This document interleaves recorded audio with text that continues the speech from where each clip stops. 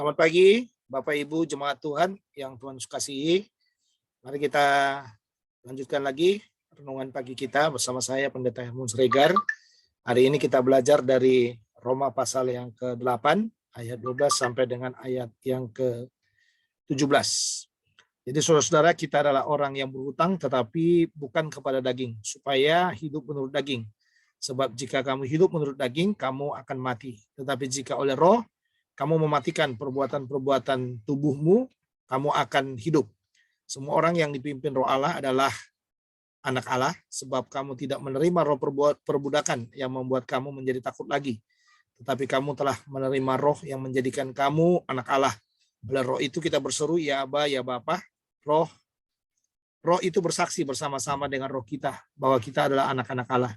Dan jika kita adalah anak, maka kita juga adalah ahli waris. Maksudnya orang-orang yang berhak menerima janji-janji Allah yang akan menerimanya bersama-sama dengan Kristus. Yaitu jika kita menderita bersama-sama dengan Dia, supaya kita juga dipermuliakan bersama-sama dengan Dia. Ya, kemarin kita sudah belajar, saudara, tentang bagaimana ciri dari orang yang dipimpin oleh Roh. Nah, ini ayat 12 sampai dengan ayat 17 ini lebih detail lagi sebenarnya menjelaskan kepada kita ya bagian-bagian yang berkaitan dengan hidup dipimpin oleh Roh. Ya, hidup dipimpin oleh Roh. Nah, yang pertama saudara, kenapa kita harus hidup dipimpin oleh Roh itu? Yang pertama adalah karena supaya tubuh kita ini hidup ya. Selama ini artinya begini. Selama ini kalau ada orang hidup tanpa Yesus, mereka itu adalah mayat-mayat hidup. Ya, mayat-mayat hidup.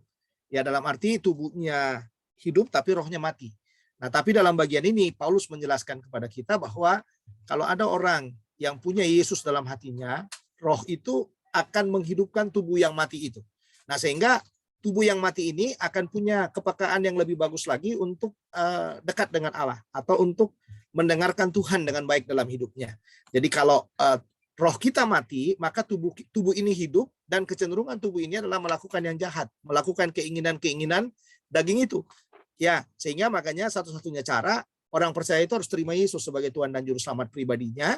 Dengan hadirnya Yesus dalam hidupnya, maka Tuhan Yesus lewat Roh Kudus yang hadir dalam hidupnya itu akan memperbaharui dia.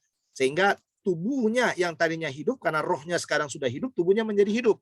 Sehingga dia bisa mengerjakan apa yang diinginkan oleh Allah di dalam setiap kehidupannya. Makanya dikatakan di dalam ayat yang ke-13, sebab jika kamu hidup menurut daging, kamu akan mati. Tetapi jika oleh Roh kamu mematikan perbuatan-perbuatan tubuhmu, kamu akan hidup. Nah, ini dia. Jadi lebih mudah bagi kita mengendalikan tubuh kita ini pada waktu kita dihidupkan di dalam Roh itu. Jadi kalau ada orang percaya, saudara, ya masih dominan, ya lebih dominan kepada keinginan-keinginan dagingnya, lebih dominan dengan maksud-maksud hidupnya, saya justru curiga di sini. Berarti dia tidak paham, tidak mengerti apa yang dimaksudkan oleh firman ini.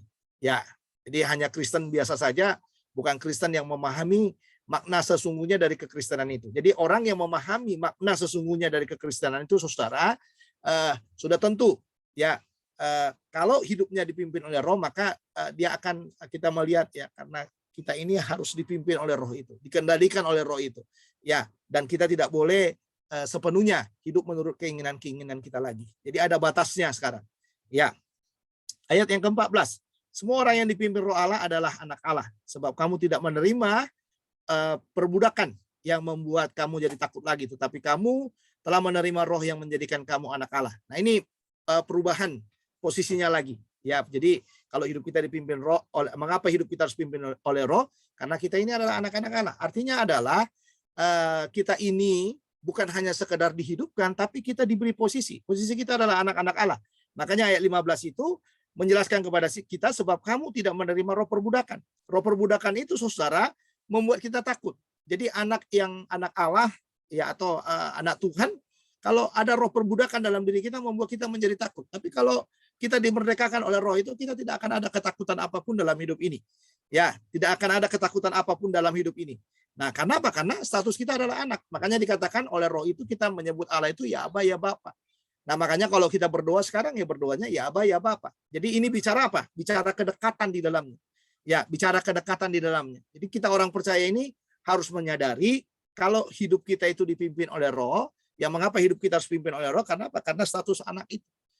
Ya, Jadi masa bapaknya begitu luar biasa, bapaknya adalah Allah yang begitu perkasa, luar biasa, mengasihi hidupnya, menyelamatkan kita, lalu yang diselamatkan kualitas-kualitasnya adalah orang-orang yang tidak mau taat, tidak mau tunduk kepadanya. Apakah kita pantas disebut anak-anak Allah? Iya. Nah, yang berikutnya, mengapa hidup kita harus dipimpin oleh Roh? Yang ketiga adalah karena kita adalah ahli waris. Artinya apa? Kita adalah orang-orang yang berhak menerima janji-janji Allah. Makanya harus dikendalikan Roh Kudus supaya apa? Supaya hidup kita itu terarah kepada apa? Kepada janji itu. Nah, itu yang dikatakan dalam ayat 17, dan jika kita adalah anak, maka kita juga adalah ahli waris. Maksudnya orang-orang yang berhak menerima janji-janji Allah, yang akan menerimanya bersama-sama dengan Kristus, yaitu jika kita menderita bersama-sama dengan Dia, supaya kita juga dipermuliakan bersama-sama dengan Dia. Nah, ini dia ahli waris. Kita ini ahli waris. Orang yang berhak menerima janji-janji Allah. Jadi semua janji Allah di dalam firman ini, dalam Alkitab ini, kita berhak mewarisinya. Apa yang dijanjikan oleh Tuhan, baik untuk hidup sekarang dan hidup yang akan datang, ya kita berhak menerimanya. Nah, itu saudara, makanya berilah dirimu dipimpin oleh Roh itu. Jadi jangan hanya terima Yesus sebagai Tuhan dan Juru Selamat kita pribadi, tapi belajar. Mari mulai belajar ya. Belajar mengendalikan diri kita melalui pimpinan Roh Kudus. Ya, melalui pimpinan Roh Kudus. Jadi jangan hanya mau berbuat baik atau mau menekan kehidupan lama kita dengan usaha pribadi kita. Jangan. Harus ada sinergi antara Roh Kudus dengan saudara. Dalam arti kita ini harus rela seluas-luasnya. Seperti kita rela menerima Yesus sebagai Tuhan dan Juru Selamat pribadi, demikian juga seharusnya kita harus rela ya dikendalikan oleh Roh itu. Ya. Nah, kalau kita rela dikendalikan oleh Roh itu, maka kita harus rela juga istilahnya itu dicopotin. Nah, ini istilah yang saya pakai ini. Dicopotin kehidupan lama, segala sesuatu yang tidak mempermuliakan Tuhan itu kita harus rela dicopotin oleh Tuhan. Nah, tapi kalau kita mempertahankan itu, nah itu yang membuat gesekan dan gesekan dalam hidup kita, dan kadang-kadang yang membuat kita ada dalam roh perbudakan itu. Jadi kita harus merdeka dari roh perbudakan itu, karena memang tidak ada anak, tidak ada ahli waris yang terus-menerus ada dalam roh perbudakan. Tuhan Yesus memberkati kita, semangat lagi hidup di dalam pimpinan Roh Kudus. Mari bergerak dengan Roh Kudus yang ada dalam diri kita, supaya kita semakin hari semakin melakukan hal-hal yang baik, yang mempermuliakan Dia, sampai Tuhan memanggil kita pulang ke dalam kerajaannya, atau ke dalam kerajaan sorga itu. Sampai kita pulang, kita didapati adalah orang-orang yang setia, dan Tuhan akan membukakan lagi janji-janjinya kepada kita. Tuhan Yesus memberkati kita, mari kita berdoa. Bapa dalam sorga, terima kasih buat firman-Mu, materaikan dalam hati kami. Kami percaya Roh Kudus menolong kami untuk melakukan kebenaran ini dalam hidup kami. Berkati hidup kami sepanjang hari ini. Semua kebutuhan dan keperluan kami serahkan ke dalam tangan kuasa-Mu. Berkati pelayanan demi pelayanan kami, dan apa yang kami lakukan, biarlah semuanya boleh mempermuliakan Engkau. Pekerjaan kami serahkan ke dalam tangan kuasa-Mu. Dalam Kristus Tuhan kami sudah berdoa. Amin. Baik Bapak Ibu, selamat pagi. Saya Pendeta Hermon undur dari hadapan saudara.